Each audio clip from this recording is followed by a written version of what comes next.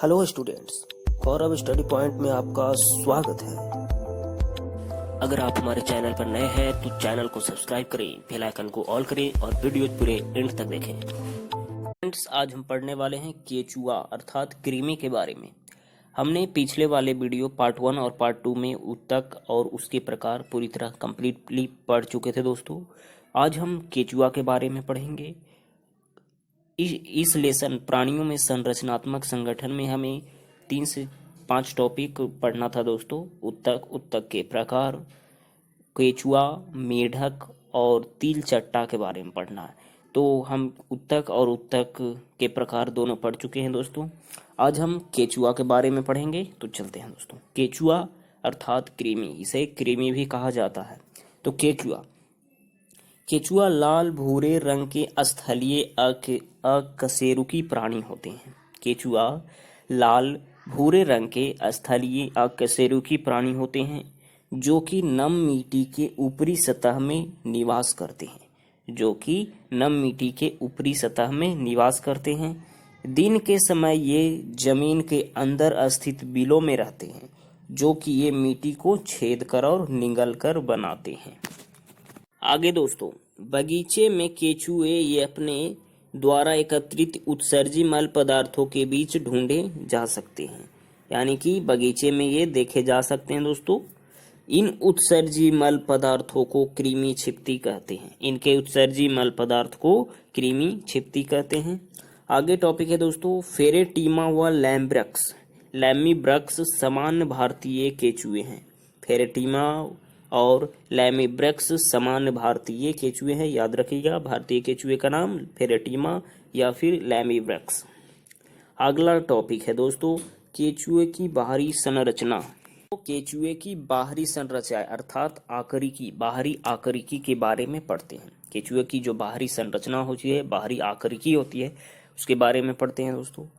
केचुए का शरीर लंबा और लगभग 100 से 120 समान समखंडों में बटा होता है।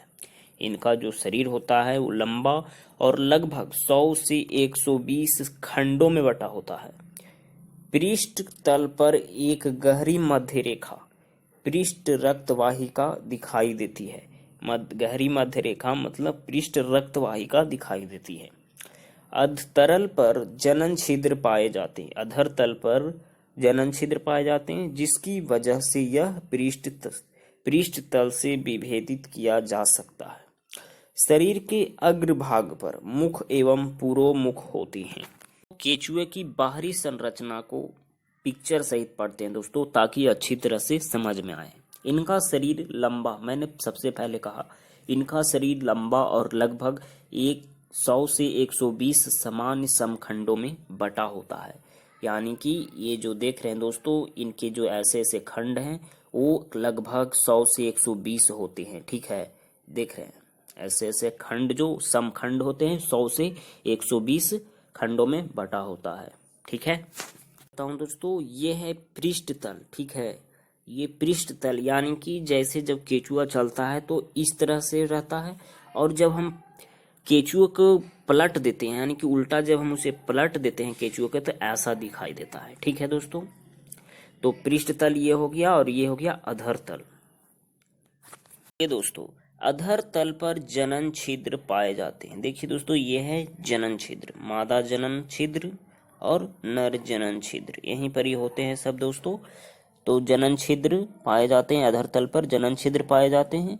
फिर आगे शरीर के अग्रभाग पर मुख एवं पुरोमुख होते हैं। ये देखिए दोस्तों, ये है पुरोमुख और ये है मुख, यानी कि शरीर के अग्रभाग, यानी कि यहाँ पर दोस्तों, यहाँ पर मुख होते हैं, पुरोमुख होते हैं। ठीक है, तो पुरोमुख है क्या, ये पढ़ते हैं। तो पढ़ते हैं पुरोमुख क्या है। पुरोमुख एक पाली है दोस्तों, जो मुख को ढकने वाली एक फानानुमा संरचना है। यानी कि पुरोमुख मुख को ढकने का कार्य करती है। यह फान मृदा दरारों को खोलकर कृमि को उसमें रेंगकर जाने में मदद करता है। यानी कि पुरोमुख जो होता है दोस्तों, वो मृदा दरारों को खोलकर केचुओं को उसमें रेंगकर जाने में मदद करता है। केचुआ जो होता है उसमें केचुओं को रेंग कर जाने में मदद करता है। ठीक है, पुरोमुख समझ में आ गई दोस्तों। तो शरीर का पहला खंड परितुंड या मुखंड होता है।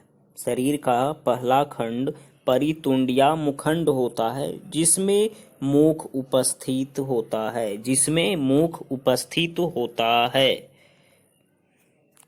दोस्तों देखते हैं शरीर का पहला खंड, केचुए के शरीर का पहला खंड ये है दोस्तों, इसमें मुख होता है, जिसमें मुख उपस्थित होता है। पहला खंड में ही मुख उपस्थित होता है, याद रखिएगा।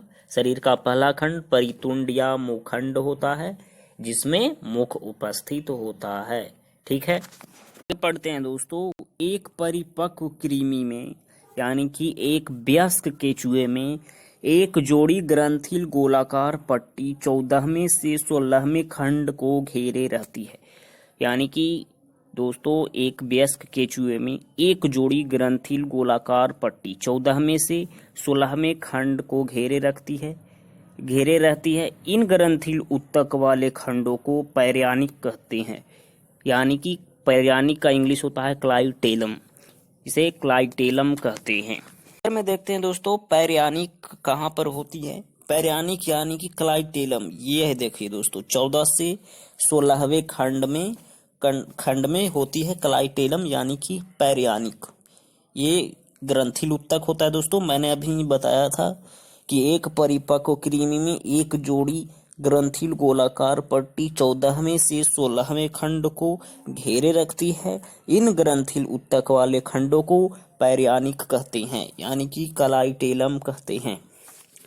9 खंडों में अधर पार्श्वीय भाग में 4 जोड़ी शुक्रग्रहिका रंध्र स्थित होते हैं। याद रखिएगा दोस्तों, 5 से 9 खंडों में अधर पार्श्वीय भाग में 4 जोड़ी शुक्रग्रहिका रंध्र स्थित होते हैं।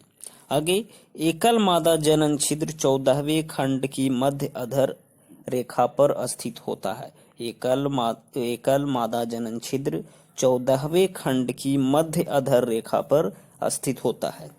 एक जोड़ा नर जनन छिद्र 18वें खंड के अधर पार्श्वों में स्थित होता है। एक जोड़ा नर जनन छिद्र कहाँ स्थित होता है दोस्तों? 18वें खंड के अधर पार्श्वों में स्थित होता है। बहुत से छोटे छिद्र जिन्हें वृक्क रंध्र कहते हैं अधर तल पर लगभग संपूर्ण शरीर पर पाए जाते हैं। इन छिद्रों के द्वारा उत्सर्गिकाएं शरीर के बाहर की ओर खुलती है।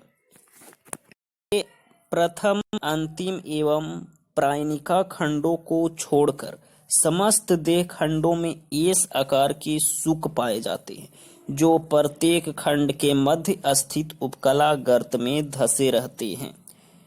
सुख क्या होती है दोस्तों? आप लोग के मन में आ रहा होगा कि सुख क्या है, तो सुख समझ लीजिए।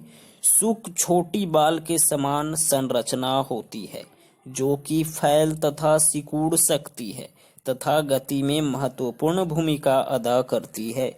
सुख क्या है? सुख छोटी बाल के समान संरचना होती है जो कि फैल तथा सिकुड़ भी सकती है तथा गति में महत्वपूर्ण भूमिका अदा निभाती है। यानी कि जब केचुआ गति करते हैं तो बहुत सहायता करती है। ठीक है दोस्तों, तो सुख समझ में आ गई। पिक्चर सहित पढ़ते हैं दोस्तों। पहला बात मैंने कहा था एकल मादा जनन छिद्र 14वें खंड के मध्य अधर रेखा पर स्थित होती है। देखिए दोस्तों, ये है मादा जनन छिद्र। कहाँ पर है? यहाँ पर है, देख रहे हैं, यहाँ पर है एक मादा जनन छिद्र 14वें खंड की मध्य अधर रेखा पर स्थित होती है। और एक जोड़ा जनन छिद्र नर जनन छिद्र 18वें खंड के अधर पार्श्वों में स्थित होती है। एक जोड़ा नर जनन छिद्र देखिए दोस्तों, ये है, ये वाला नर जनन छिद्र है। ठीक है दोस्तों, तो आपको समझ में आ गई। और अब सुख के बारे में समझते हैं। सुख शरीर के प्रथम यानी कि प्रथम खंड को छोड़कर, प्रथम तथा अंतिम यानी कि गुद्दा को भी छोड़कर और क्लाइट्यूलम को भी छोड़कर जितने भी देह खंड होते हैं उनमें एस के आकार के सुक पाए जाते हैं। ऐसा देख रहे हैं दोस्तों, ऐसा पाए जाते हैं जिसे सुक कहते हैं। ठीक है, तो सुक भी समझ में आ गई दोस्तों। तो आप बाहरी संरचना के बारे में पूरी तरह जानकारी प्राप्त कर लिए हैं। अब आंतरिक संरचना, केंचुओं की आंतरिक संरचना के बारे में पढ़ते हैं। तो शुरुआत करते हैं दोस्तों। केंचुए का शरीर एक पतली अकोशिकीय परत से ढका रहता है जिसे उपत्वचा कहते हैं। केंचुए का जो शरीर होता है, आंतरिक शरीर, वो अकोशिकीय परत से ढका रहता है। अकोशिकीय परत से ढका रहता है जिसे उपत्वचा कहते हैं, यानी कि त्वचा से ढका रहता है। इसके नीचे अधिचर्म दो पेशीय गोलाकार या फिर लंबाकार परतें तथा सबसे अंदर की ओर देहगुहीय उपकला पाई जाती है। इसके नीचे अधिचर्म दो पेशीय परतें तथा सबसे अंदर की ओर देहगुहीय उपकला पाई जाती है। ठीक है दोस्तों, समझ में आ रहे हैं। अब आप सोच रहे होंगे ये अधिचर्म क्या है, तो अधिचर्म समझ लीजिए। अधिचर्म क्या है? अधिचर्म स्तंभाकार उपकला कोशिकाओं की एक अस्तर की बनी हुई होती है। अधिचर्म स्तंभाकार उपकला कोशिकाओं की एक अस्तर की बनी हुई होती है जिसमें अन्य प्रकार की कोशिकाएं जैसे स्रावी ग्रंथि कोशिकाएं भी सम्मिलित होती है। ठीक है दोस्तों, तो अधिचर्म भी आप समझ चुके हैं। अब हम पढ़ेंगे केंचुए का आहार नाल कैसी होती है, पढ़ते हैं। केंचुए का आहार नाल शरीर के प्रथम से अंतिम खंड तक एक लंबी सीधी नली के रूप में उपस्थित होती है। देख रहे हैं दोस्तों, ये सीधी लंबी नली के रूप में उपस्थित होती है। प्रथम खंड पर उपस्थित मुख प्रथम से तृतीय खंड में फैली मुख गुहा में खुलती है। मुख दोस्तों देख रहे हैं, ये मुख प्रथम खंड में मुख उपस्थित होती है जो दूसरा और तीसरा खंड तक फैली होती है। तीसरी खंड में फैली मुख गुहा में खुलती है जो ग्रसनी की ओर अग्रसर होती है, जो ग्रसनी की ओर आगे बढ़ती है दोस्तों, और चौथे खंड में खुलती है। और चौथे खंड में ये खुलती है दोस्तों, चौथा खंड में खुल जाती है। ग्रसनी एक छोटी संकरी नलिका में खुलती है, और ग्रसनी एक छोटी संकरी नलिका में खुलती है जिसे ग्रसिका कहते हैं। जिसे ग्रसिका में ग्रसनी खुलती है दोस्तों। ठीक है, ये 5वें से 7वें खंड तक फैली रहती है। ग्रसिका 5वें से 7वें खंड तक, यानी कि 5वां, 6ठा और 7वां तक ये फैली होती है तथा एक पेशीय पेशनी 8वें और 9वें खंड तक चलती है। एक पेशीय पेशनी 8वें और 9वें खंड तक चलती है।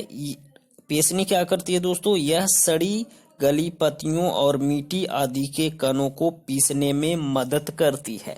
ठीक है दोस्तों, तो पेशनी तक कंप्लीटेड। अब आगे बढ़ते हैं। इसके बाद आता है दोस्तों अमाशय। पेशनी के बाद क्या आता है? अमाशय। अमाशय 9 से 14 खंड तक स्थित होता है। 9 से 14 खंड तक स्थित होता है अमाशय। ठीक है दोस्तों, केंचुए का भोजन सड़ी गली पत्तियों और मिट्टी में मिश्रित कार्बनिक पदार्थ होते हैं। केंचुए का भोजन क्या क्या होता है दोस्तों? केंचुए का भोजन सड़ी गली पत्तियां और मिट्टी में मिश्रित कार्बनिक पदार्थ होती हैं। अमाशय में स्थित कैल्सीफेरस ग्रंथियां ह्यूमस में उपस्थित ह्यूमिक अम्लों को उदासीन बना देती है। अमाशय में स्थित कैल्सीफेरस ग्रंथियां ह्यूमस में उपस्थित ह्यूमिक अम्लों को उदासीन बना देती है। अमाशय के बाद आता है दोस्तों आंत्र। आंत्र 15वें खंड से प्रारंभ होकर अंतिम खंड तक एक लंबवत नलिका के रूप में मिलती है। आंत्र जो होती है दोस्तों, उनकी शुरुआत 15वें खंड से होती है और पूरे अंतिम खंडों तक जाती है।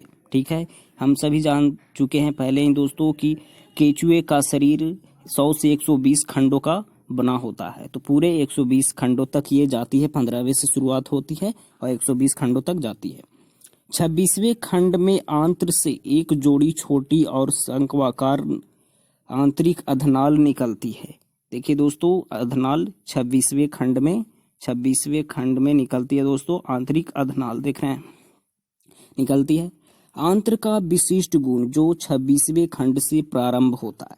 तथा अंतिम 23 से 25 खंडों को छोड़कर, अंतिम यानी कि 120 खंडों तक जाता है, उस अंतिम 23 से 25 खंडों को छोड़कर आंत्र की पृष्ठ सतह में आंतरिक वलन जो भित्तिभंज का पाया जाता है, जिसे आंत्रवलन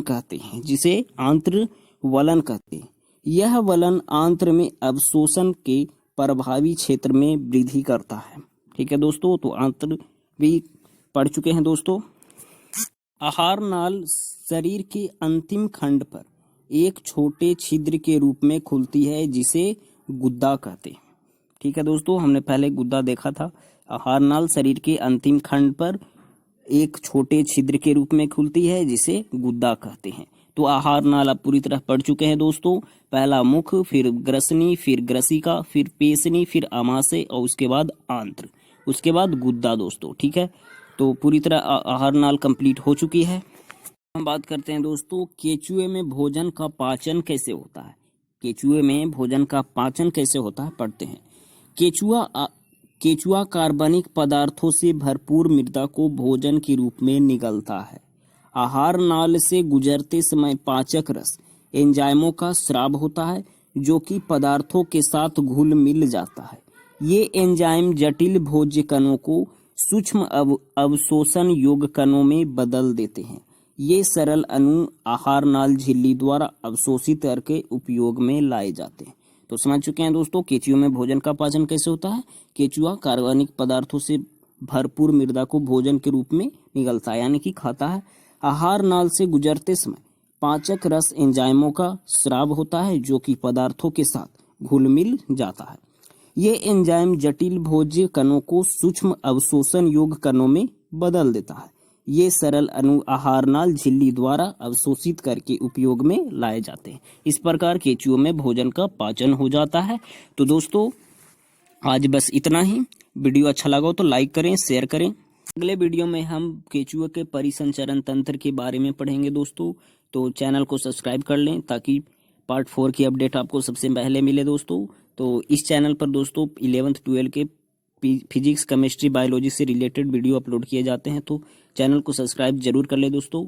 अगर आपको कुछ पूछना है तो कमेंट करें और मिलते हैं दोस्तों अगले वीडियो में पार्ट 4 के साथ।